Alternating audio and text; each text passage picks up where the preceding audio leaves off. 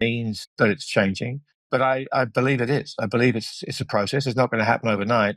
But I think we are in that process now. So in terms of heretical views, as I say, to the average man in the street, my view that the monetary system is at its end of life stage is probably heretical. To the people paying really close attention to the monetary system, to what's happened to it, and who understand how these things work and how they sustain, I don't think it's heretical at all. So it's a really weird time. And I think that the answer to that question speaks volumes about where we are.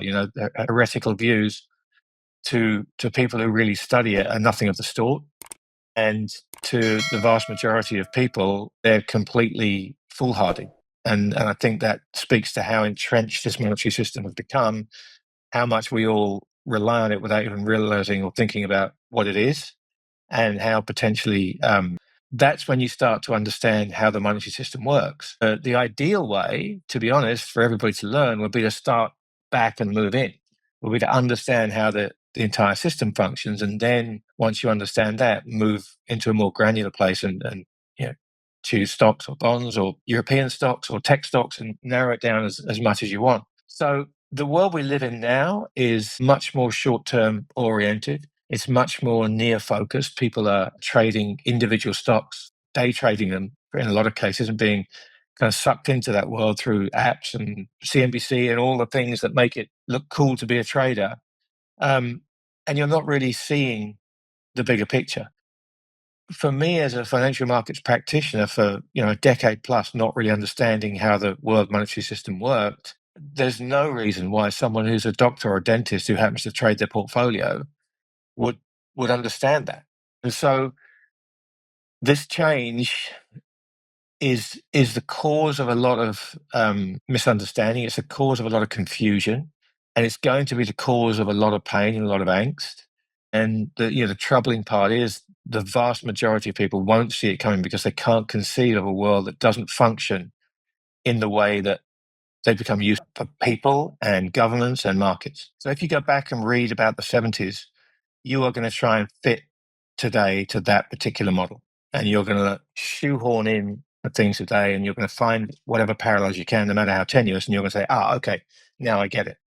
But going back and reading about the 1930s, the 1920s, 1960s and 70s, when markets, the Dow Jones went sideways for 15 years, all of these periods have an important role to play in helping you understand what comes next. The famous quote about history never repeating, but it rhymes, is true. And so if you try to find a repeat, you're probably going to set yourself up for failure because you're going to be expecting a very specific set of circumstances to unfold and something different will happen. So, the more you understand history, the more periods you understand of turbulence, particularly, understanding periods of calm in history, it's helpful in terms of understanding why it was calm, but it doesn't really help you understand the things that you're going to need to understand, which is chaos and disruption and the world not functioning how you're used to it. So, the US Civil War, that was another fourth turning. It's interesting to understand what happened there, given what's happening in the United States today. The 70s for sure with inflation, the 30s with speculative, 1920s with speculative, depending on how the weather changes. And that's the best analogy I can think of for the kind of times we're in now. Yeah, I mean, that makes sense. If we look at the financial markets as this big ocean that we try to navigate with forces that sometimes are ununderstood. But let's then look at maybe the things that we do understand and that we can pinpoint. And in that sense, because you mentioned also before with Dimitri Kofinas, you have this podcast where you look at this big macro shifts, the 100-year changes, the 100-year pivot. Why is it a 100-year? How do you then date those things, and what are the precise? I'm not going to say precise again because it's inducing into like what you just said before, that there's nothing precise about it. But what are, let's say, the symptoms? We can look at the bond market. We can look at geopolitical. What I'm trying to do here is to see and now take like those little parts that you've just referred to and try to dig deeper into them and to see to also get viewers that are maybe not as familiar as most average viewers are into financial matters to understand those. Sure. It's probably a great subject to talk about. And the reason it's a great subject to talk about might surprise you. This podcast Dimitri and I are doing, question is that we both went into the 100-year pivot understanding that something was changing, understanding it's a once in a century thing. And the 100-year pillar really is more to do with the fourth turning, that idea of the seculum, which is 80 to 100 years. And Neil was an inspiration to both of us in terms of how we thought about this. So the 100-year pillar, it really just comes from this idea that we're undergoing a once in a century change here. But very deliberately, Dimitri and I both set out on this journey with no destination in mind and no real solid question to answer, which we both like to do in our podcast.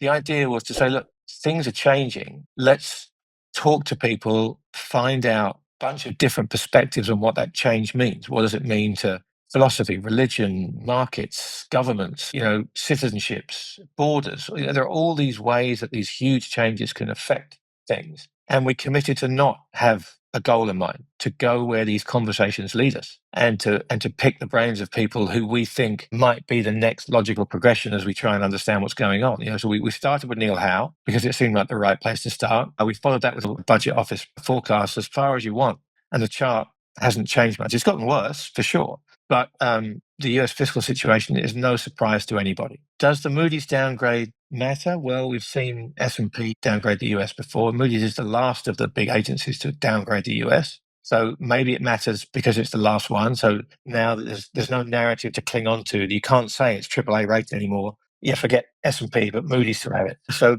yeah, it may matter from that perspective. But it's really confidence. This is all about confidence. Because that US fiscal situation has been known for such a long time, the fact that someone has now come out and said, well, we're going to downgrade you, it potentially hits confidence. And confidence is the trickiest of things, because if something is being maintained by confidence, we all know how fragile confidence is. And I did a presentation a couple of years ago based around the Emperor's New Clothes. And that's a story all about confidence. The Emperor had confidence in his tailors who told him that this invisible cloak was beautiful. The people had confidence in the Emperor that he must know what he's doing because he's walking butt naked down the middle of the street. Everybody had confidence in everybody else until that one kid shouts out, the Emperor's got no clothes on.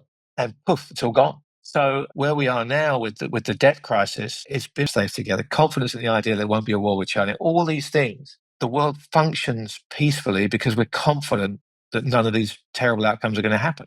And everywhere you look, confidence in those outcomes not happening is being chipped away at. It's so important to recognize that and not look for a headline or a market move or some easy, simple, clean demonstration that we don't have to worry about this. I think the days of those being what we can look for are gone. When they come back, I don't know, but for the next little while, it's not going to work that way. Fair. But one could also argue that those headlines or those events are, let's say, little dots that point towards a trend or direction towards something. And that's what I also try to...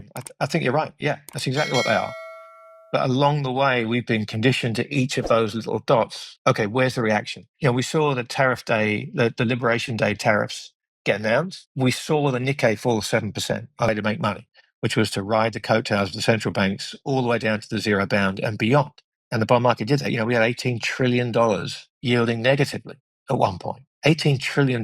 That's back to about zero now. Why? Why are we there? Because that was a really easy way for people to make money. It was to ignore the finances. Right now, the finances don't matter because the central banks have telegraphed that they are going to buy X amount of billion of bonds a month, and we can ride that. Well, once that's gone, it becomes about the finances again. And very quickly, you can see the bond market is now starting to say, hey, there's a problem here. And we're not going to be happy to fund you at 3% for 30 years. It's going to cost you 5% now. The US and every other major central bank in the world and every other major government in the world has a lot of debt to roll over at higher and higher rates. So the bond market is an important place. The last place to look right now is the equity market. Don't look to the equity market for signs of something big happening. The equity markets just don't function that way in periods of excess like we're in now. There's an awful lot of greed. There's an awful lot of speculation, and that tends to distort equities. People don't tend to speculate in the bond market. Zero-day options in the bond market are not a thing, but they very much are for 50 plus years. Really important to understand when something like that shifts, it's a meaningful turning point. So is Hugh right? Yes. Is Francis right? Yes. And I know that sounds wishy-washy, but again, they can both be right at different periods in time. And I think Francis's point, for example, if you think about the fact that the Cayman Islands is now a massive holder sovereigns. If you think about the fact that yesterday or last week, the UK became a bigger holder of treasury bonds than China for the first time in I don't know how long. These are important shifts. And if you look at the overall holdings of US treasuries, you don't see much until you get into this granular detail. Can you realize that the allocations are shifting and the buyers are shifting? They're still staying at this level. But let's think about the Cayman Islands. Why is there so much US debt now being held by the Cayman Islands? Well, look, I don't know, and none of us know because it's completely opaque. But let's just speculate for a moment and think about that. Let's put ourselves in the place of China. And before we think about the bond market, let's talk about the great power competition that is clearly going on here. Anyone that wants to deny that's happening, I don't know what to tell you. China is clearly vying with the US for power. I don't think it wants to be a global hegemon, but it doesn't want to be under the yoke of the United States any longer. And I think if the United States